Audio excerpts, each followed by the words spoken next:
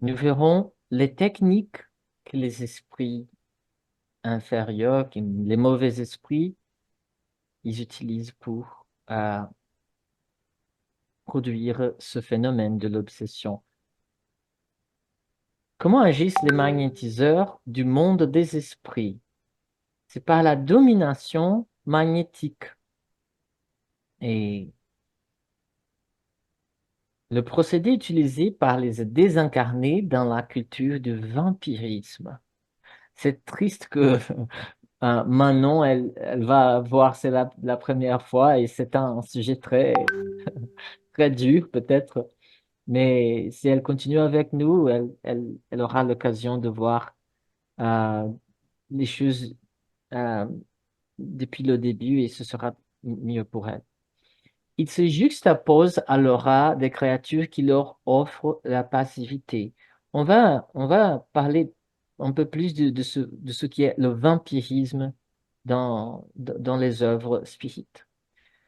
Ils aspirent leur énergie, ils dominent les zones motrices et sensorielles, y compris les centres cérébraux, où l'esprit conserve ses conquêtes de langage, de la sensibilité, de la mémoire, de la perception, en les dominant. Il dégénère les tissus organiques, établissant l'empire de véritables maladies qui persistent jusqu'à la mort. Alors, c'est pas euh, seulement euh, une maladie d'ordre spirituel, mais aussi plusieurs maladies physiques qui sont provoquées par l'obsession. Euh, dans le livre Action-Réaction de Chico Xavier, André Luis, l'esprit André Luis, par la psychographie de Chico Xavier, nous voyons le cas des deux oncles qui ont été assassinés par euh, euh, le papa de Luis. Luis était pardon, il était le neveu de ces deux esprits qui ont été assassinés par son papa. Alors, ces deux esprits, ils cherchaient la vengeance, une vendetta, et euh, ils nous disent, ils nous disent, est-ce que tu peux lire Gérard, s'il te plaît? Oui, nous avons appris dans les écoles des vengeurs que nous possédons tous, en plus des désirs immédiats communs à n'importe quelle phase de la vie, un désir central ou thème basique des intérêts les plus intimes. Une fois le reflet de la créature que nous nous disposons à corriger ou à punir connu, il devient très facile de la gaver d'excitation constante. Euh, alors, la cruauté, reflet du criminel, la cupidité, reflet de l'usurier, la médisance, reflet du calomniateur, la raillerie, reflet de l'ironiste, l'irritation, reflet du déséquilibré, l'élévation morale, reflet du saint. Donc c'est dans Action et réaction d'André Louis, chez Xavier, chapitre 8. Merci, Gérard. Ces deux esprits-là, ils ont euh, observé que Louis, l'incarné qu'ils voulaient perturber, obséder, qui était leur neveu, il avait ce reflet-là, il avait ce problème, il était usurier. Alors, il était fasciné par l'or, par l'argent, et, et ce qu'ils nous disent, ils ont appris cela dans les écoles de vengeurs. Alors, nous sommes une école globale Kardec, nous apprenons à faire le bien par la médiumnité et en utilisant le magnétisme, les énergies, tout ça. Mais nous savons aussi qu'il y a les écoles dans le plan spirituel où ils apprennent à mieux faire le mal. Et une leçon qu'ils ont appris, c'est ça. Chacun a un thème basique, un désir central. qui va toujours se répéter dans notre tête ou la tête de ceux euh, qui n'ont pas l'habitude de réfléchir ou ne font pas la prière ou ne, ne méditent pas à leurs propres attitudes. Et ils font un véritable siège pour accomplir ces obsessions-là. Ça commence par des images, on va voir ces images. Euh,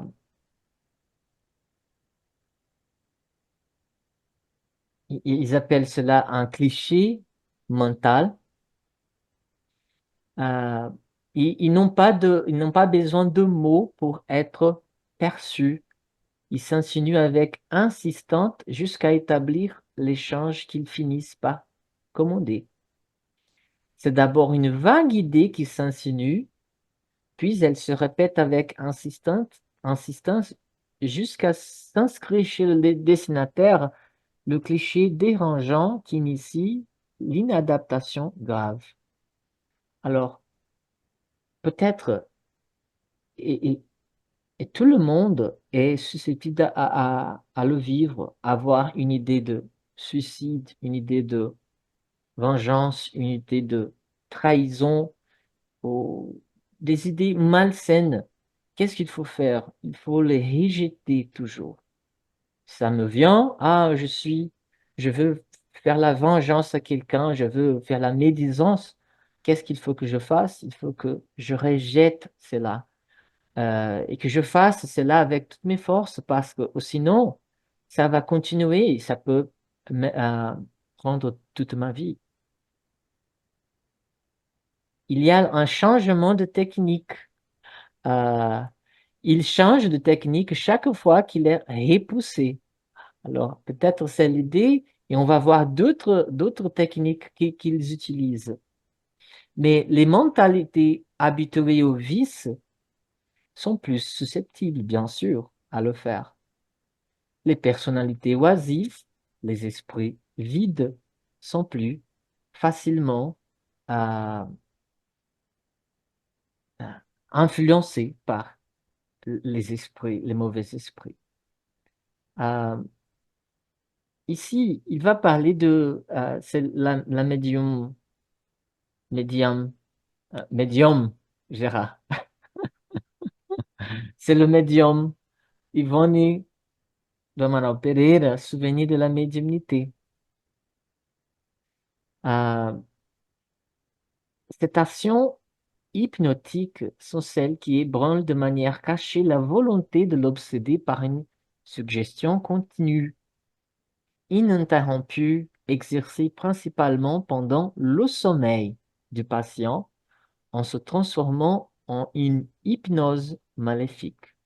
Soumis à l'action occulte de l'obsesseur, l'obsédé paraît être une personne commune pour l'observateur, mais en réalité, il est devenu un automate qui se laissera aller jusqu'au crime ou au suicide si l'autre le lui ordonne. Parfois, on pense, mais pourquoi cette personne a fait cela? Comment cette personne a eu le courage, l'audace de faire cela? Peut-être parce qu'il s'est laissé euh, influencer d'une telle manière que cette hypnose a accompli à faire cela. Et c'est un cas dans le livre Sexe et Destin. Il montre comment ça se fait. C'était deux esprits dans une maison. C'était un homme, il s'appelait Claudio, euh, et il avait à sa maison du whisky. Et dans un certain moment, les deux esprits qui l'accompagnaient répétaient toujours, buvons, buvons, buvons. Et nous savons que l'hypnotiseur, il utilise les paroles, euh, la conversation pour euh, influencer ou pour avoir le contrôle de la personne hypnotisée. Et dans le plan spirituel, c'est le même. Euh, André, Emmanuel, il nous parle de la suggestion post-hypnotique.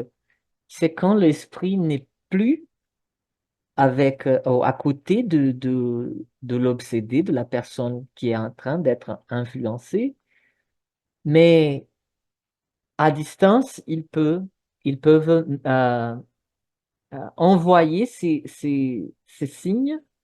euh, Ils captent, ils sont contrôlés même à distance. Qu'est-ce qu'une forme pensée? Quelle action peuvent-elles avoir sur nous? André-Louise et Emmanuel, ils parlent toujours de ces formes pensées.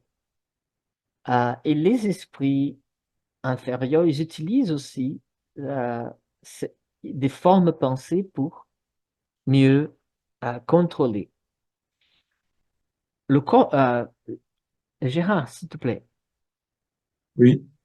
Le corps mental, grâce à l'impulsion de la pensée, projette à l'extérieur une fraction de lui-même qui prend une forme en rapport avec son intensité vibratoire.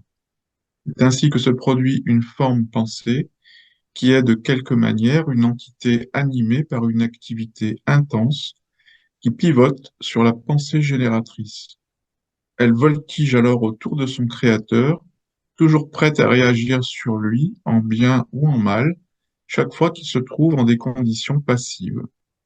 Alors c'est dans Pensée et volonté d'Ernest Bozano, chapitre Forme de la pensée. Oui. Alors, dans notre atmosphère psychique, ces formes pensées qui sont visibles, elles, m- elles affichent toujours ce qui est dedans, ce qui nous occupe, la pensée, ce qui nous occupe, le sentiment. Euh, les anges, euh, ils- peut-être ils ont des ailes parce qu'ils ont ces formes pensées qui nous remettent au ciel ou à peut-être à, à un oiseau et tout ça, mais nous savons qu'ils n'ont pas d'ailes. Mais ce sont des formes pensées qui n'avaient pas de mots pour être décrites. Et dans les évangiles ou dans la tradition, on appelle ça, cela des ailes, mais ce sont des formes pensées. Et ici, euh, une personne obsédée, déjà désincarnée, et André-Louise, il observe cette dame. Comme si elle semblait être enracinée dans son cerveau, je voyais s'échapper de son champ intime la figure animalesque d'un homme gigantesque, possédant une longue queue, avec la physionomie d'un bouc dégénéré qui laissait voir les pieds griffus et deux cornes sur son crâne, assis sur une chaise grossière comme s'il vivait en parfaite symbiose avec la malheureuse créature dans une aimantation mutuelle. C'est un cliché mental qu'elle a créé et nourri. Ah, la dame, la dame, elle avait créé cette créature par ses pensées. C'était un esprit? Non, non, c'était la projection de sa propre mentalité. Alors, ça nous fait euh, penser à à ce qu'on regarde, ce qu'on lit, parce que cette dame-là, elle n'avait créé ce cliché mental qu'à cause des histoires qu'elle avait entendues d'exorcisme, de diable, de démons et tout ça. Ok. Et les esprits malheureux, les esprits obsesseurs, ils nous donnent aussi des clichés mentaux s'ils veulent nous influencer. Ça, pendant un rêve, ça se passe dans le livre Loucure et Obsession. Tu as ce livre en français, Gérard? Folie, Je crois pas, obsession, non. non? L'obsession, je crois pas l'avoir. Non. Oui. C'était pendant des sommets, alors ils utilisent ces clichés mentaux. Vampirisation par les ovoïdes. Ouf, c'est quoi ça? Aïe, aïe. Euh, Lorsque la rébellion se cristallise dans le monoïdéisme, où les idées fixes agissent comme des drains énergétiques, provoquant une dépense excessive de force vitale, l'esprit peut facilement perdre son psychosome, devenir ovoïde, auquel cas il n'est vêtu que de la tunique énergétique mentale, comme une graine en hibernation. Univers et vie à l'esprit auréole.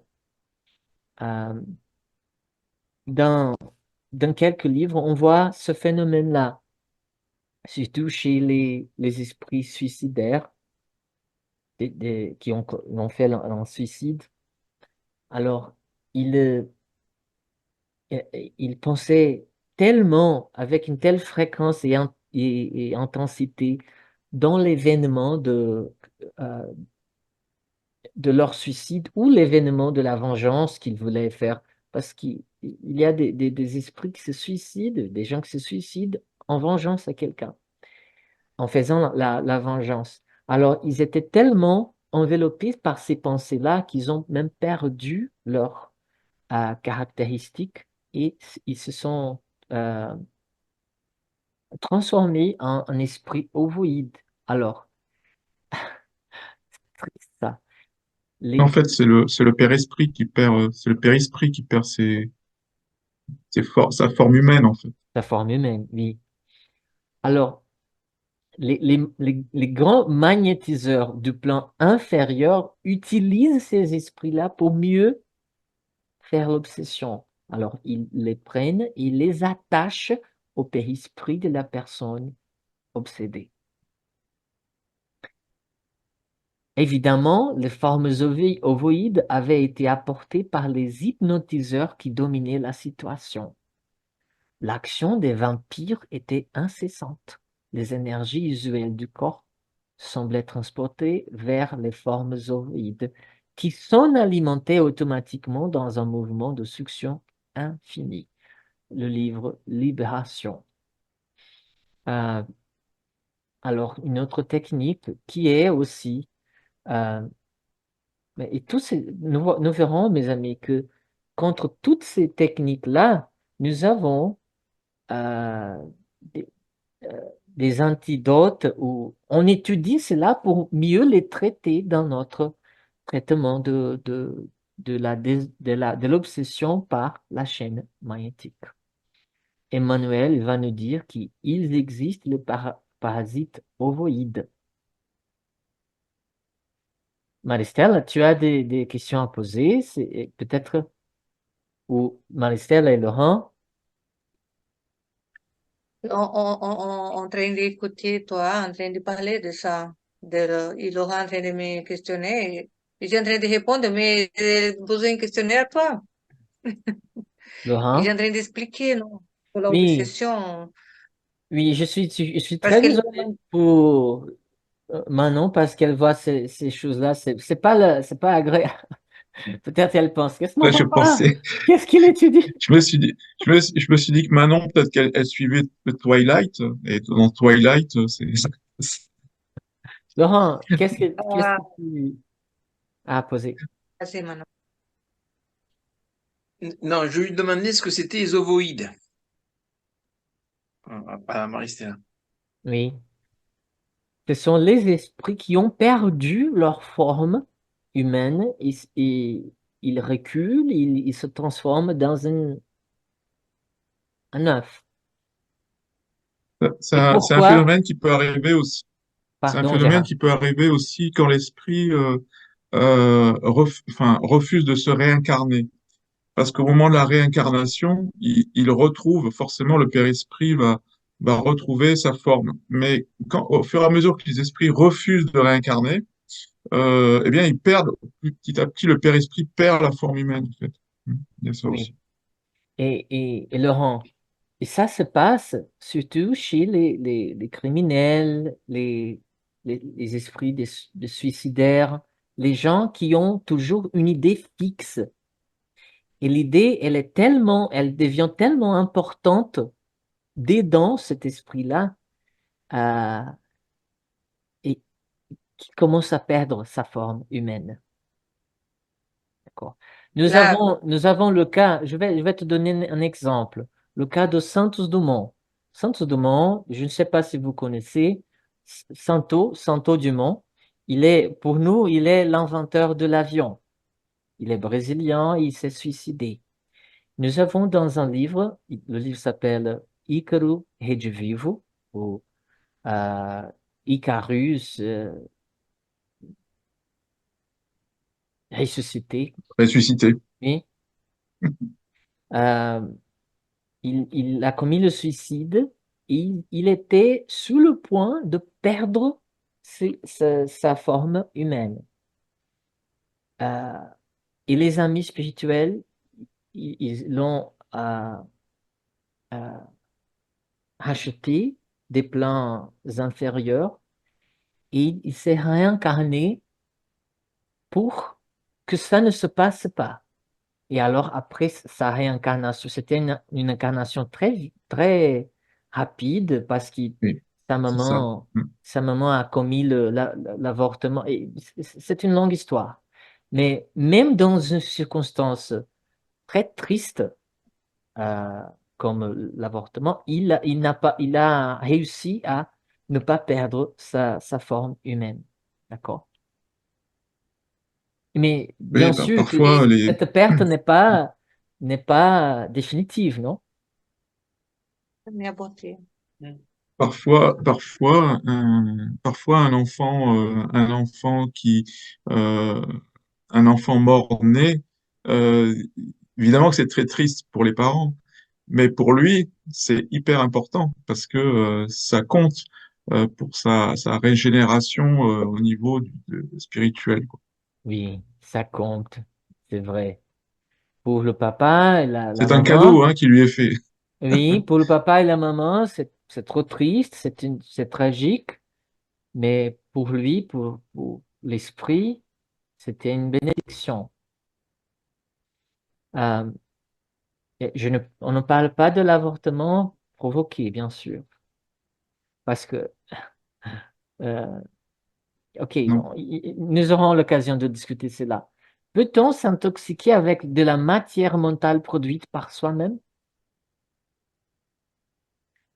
Un mécanisme de la médiumnité, en accumulant en son sein des forces auto-générées dans des processus de profond déséquilibre, l'âme extériorise des forces mentales déséquilibrées et destructrices par lesquelles elle attire des forces du même type, tombant souvent dans un aveuglement obsessionnel.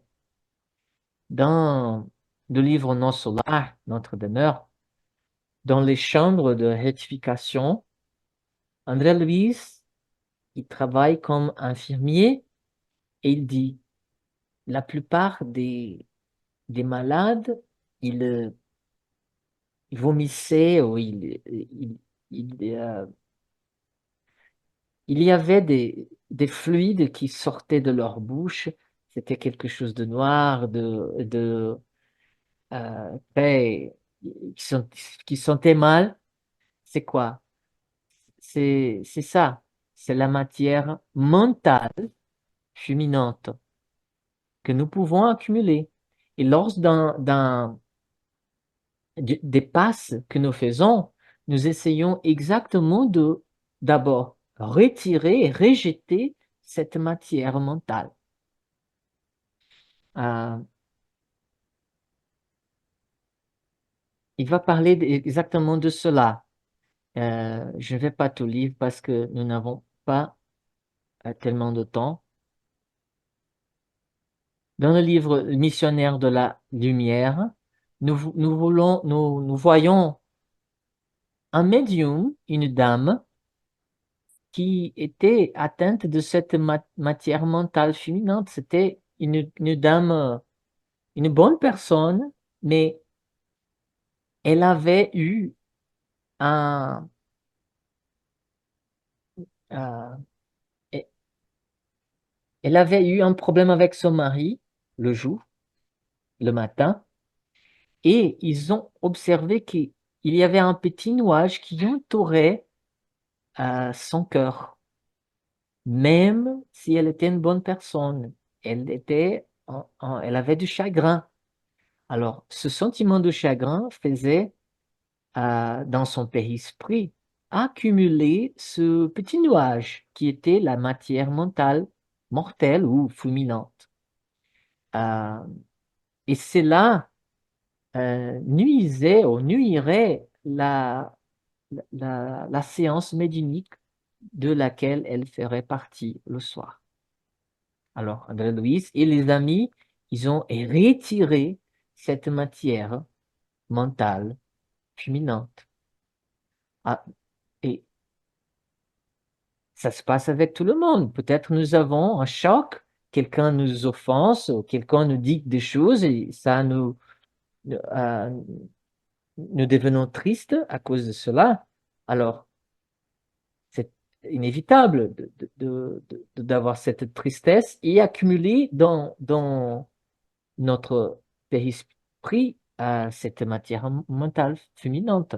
Mais si nous faisons du bien, si nous avons de la prière, si nous sommes toujours en contact avec Dieu et les bons esprits, et ils vont prendre charge de nous.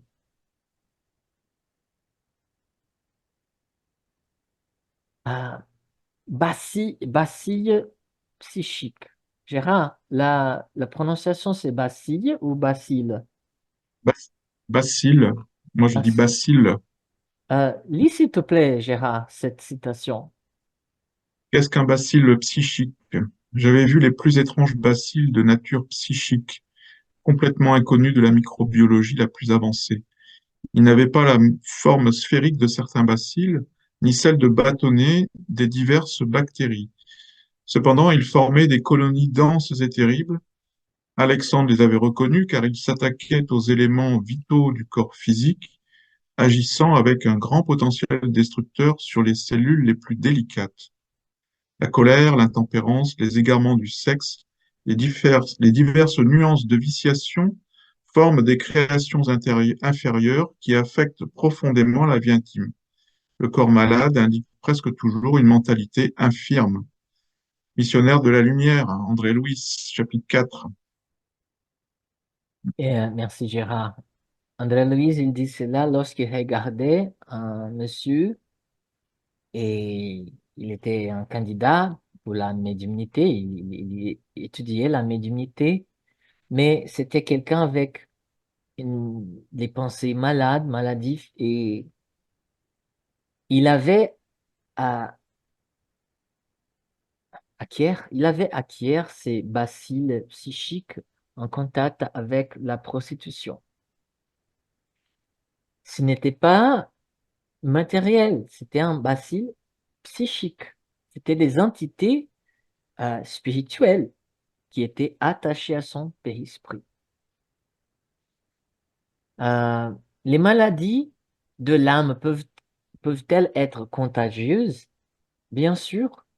Et dans le cas de bacilles psychiques, par exemple, pour devenir malade de Covid, il faut avoir contact avec quelqu'un qui a du Covid.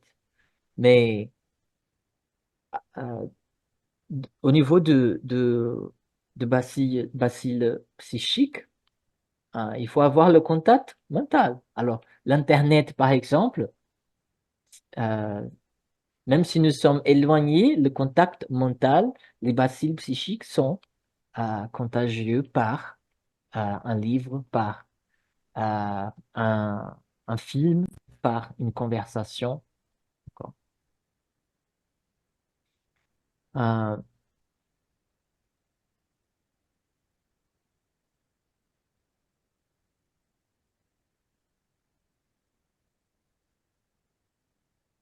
Parler plus de bacilles psychique qui provoquait de la maladie. On n'a pas de temps de tout lire. Qui sont les vampires? De quoi se nourrissent-ils? Nous, comme Gérard il nous a dit, nous regardons les films, Twilight et les films, nous voyons les vampires et cela a une vraisemblance importante avec le monde spirituel. Qui sont les vampires? Un vampire, c'est toute entité oisive qui profite indûment des possibilités d'autrui. Qu'est-ce que vampirisme? Gérard, s'il te plaît. La mort du corps surprend presque toujours l'âme en de terribles conditions parasitaires. De cette manière, la promiscuité entre les incarnés indifférents à la loi divine et les désincarnés qui lui ont été également indifférents est très grande à la surface de la Terre. Sans préparation aucune et ayant vécu bien plus de sensations animalisées que de sentiments et de pensées pures, les créatures humaines, dans l'au-delà, en d'innombrables cas, se retrouvent comme aimantées aux ambiances domestiques dans lesquelles elles nourrissaient leur champ émotionnel. Aux malheureux qui tombèrent en de pareilles conditions de parasitisme, les larves que vous avez observées leur servent d'aliment habituel. Pareilles larves sont porteuses d'un vigoureux magnétisme animal. Donc c'est André Louis dans Missionnaire de la Lumière, chapitre 4.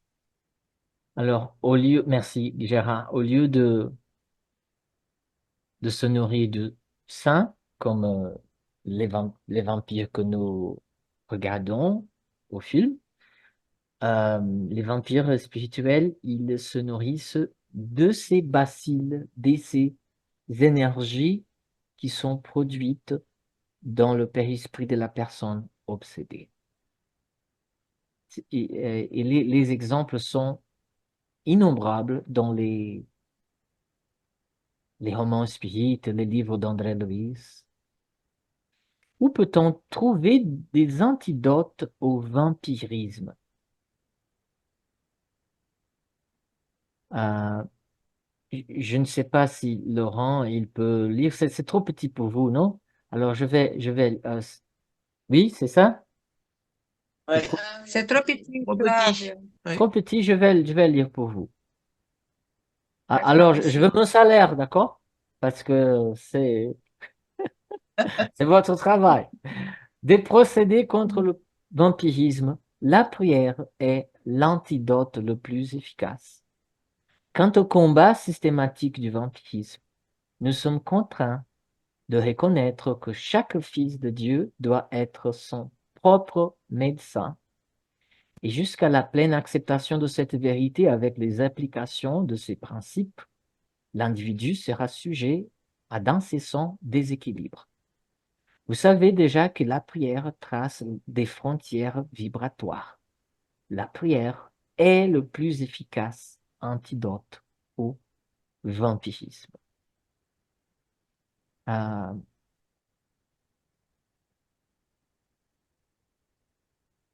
alors, Tout à l'heure, Gérard, tu non, veux... mais dans la diapositive précédente, il parlait de l'attachement des esprits vampires aux ambiances domestiques.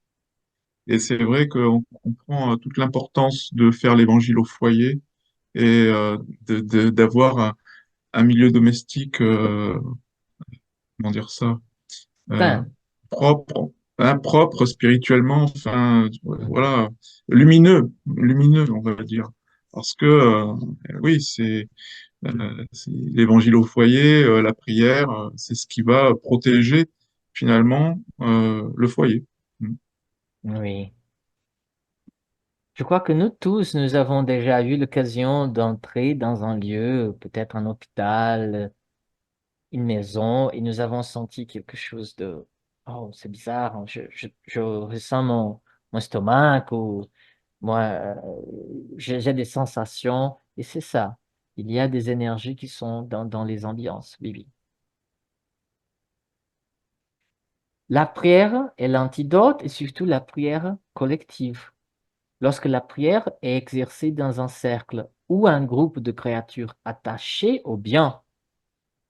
Ces effets sur l'assistance médiumnique à ceux qui souffrent sont plus expressifs et elles bénéficient également à ceux qui s'immergent dans ces courants alternatifs de haute fréquence, s'extériorisant sous forme d'émissions de lumière qui atteignent le point d'appui vers lequel elles sont dirigées. Vous voyez ici, il y a la chaîne magnétique, le médium et les esprits désincarnés. Ils sont apportés au contact avec l'aura, avec l'énergie de ces personnes euh, qui sont dévouées au bien et, et qui font les prières.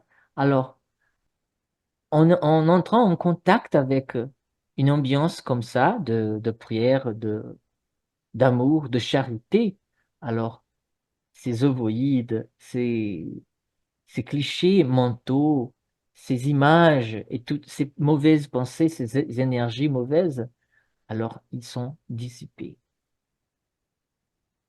L'action du bien aussi.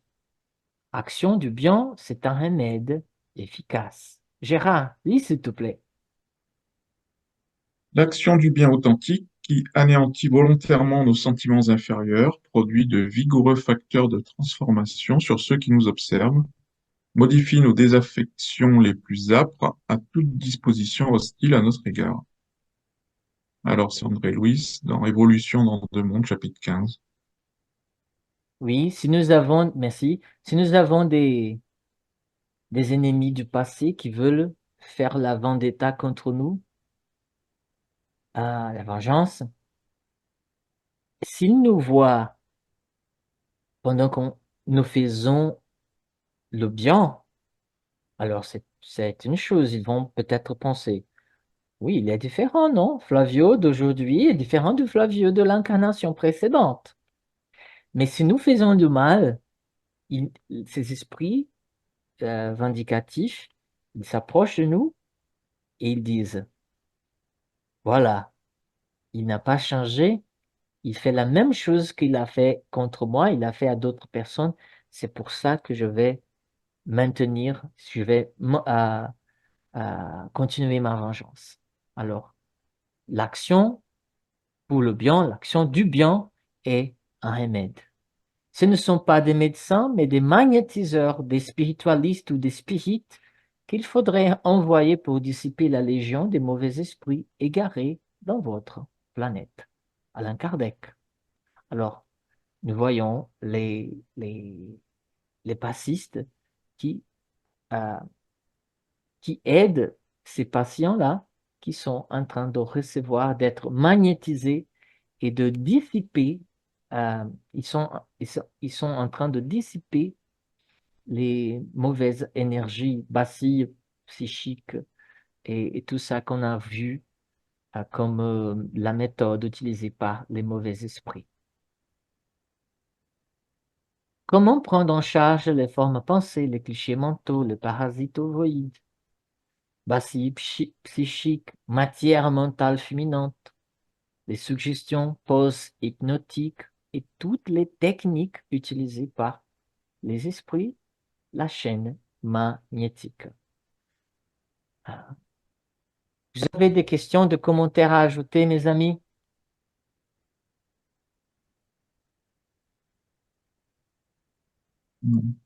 Maricela, qu'est-ce que tu as trouvé d'intéressant, de différent, d'important dans le cours aujourd'hui?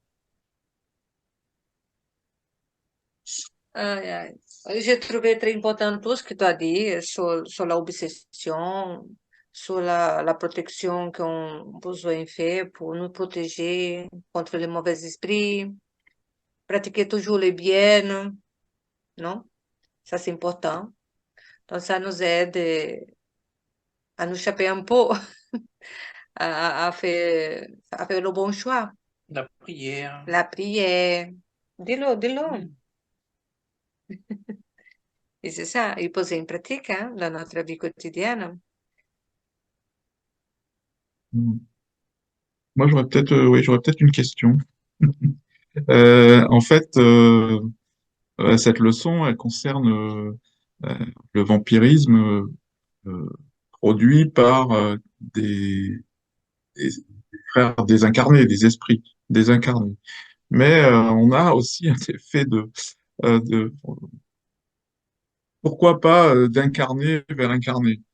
On sait que parfois on va rencontrer des frères, des sœurs qui ont tendance à nous pomper nos énergies. Est-ce qu'on peut aussi appeler ça de vampirisme? Je crois que ce qui sert pour un désincarné sert aussi pour un, quelqu'un qui est incarné aussi, Gérard. Euh, nous nous nourrissons d'énergie. C'est pas seulement euh, les aliments, L'alimentation, oui. l'alimentation. Nutriments. On dit, tu appelles Nutriments? cela la bouffe, c'est ça? Non, Non? de la nourriture. D'accord. Pardon. Aliment. C'est- Parce que de la bouffe, entendeu? La bouffe ici, c'est un peu vulgaire à dire. C'est de Pardon, mes l'argot. amis. Ah oui. Les Brahmins, elle n'aime pas ça. Je ne vais pas le répéter. Mais c'est Non. pas seulement l'alimentation, mais nous nourrissons des énergies aussi, les uns des autres. La conversation, la présence d'un ami.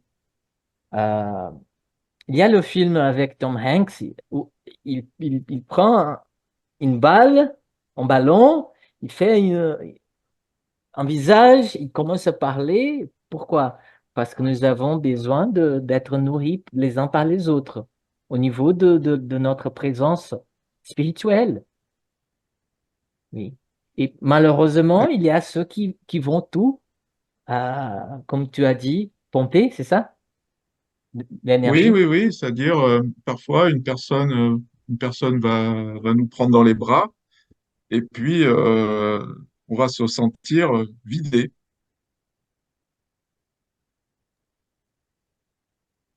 Je vais dire à nos amis que nous sommes en train de finir.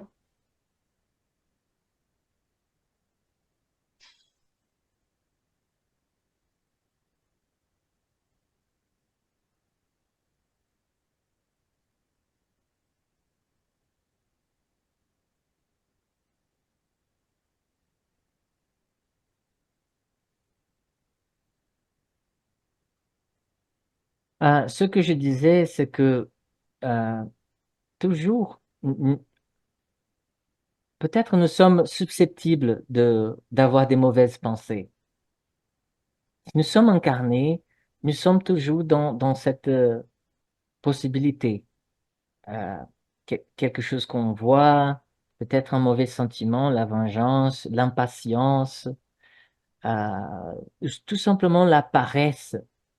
Alors, il faut faire des efforts pour rejeter ces mauvaises pensées parce que peut-être elles ne sont pas nos pensées. Peut-être elles sont les pensées de quelqu'un qui est en train d'essayer de nous hypnotiser. Alors moi, Magnétiquement. je sais pas si vous avez ressenti ça aussi, mais Euh, parfois, lorsque je suis préoccupé, ça m'est arrivé, voilà, mes pensées étaient préoccupées, on va dire, on sent on sent une pression sur la nuque, parce que c'est un point d'entrée justement où les frères désincarnés vont s'accrocher, et on sent une pression sur la nuque qui est un signe justement qu'on a peut-être un esprit qui veut nous vampiriser ou un frère obsesseur qui est là, présent. Et, euh, et là, dans ce cas-là, bah, il faut effectivement recentrer ses pensées, faire une prière et en amour pour ce frère qui est là et qui tente de nous perturber. Mais c'est assez caractéristique. Enfin, moi, chez moi, c'est assez caractéristique.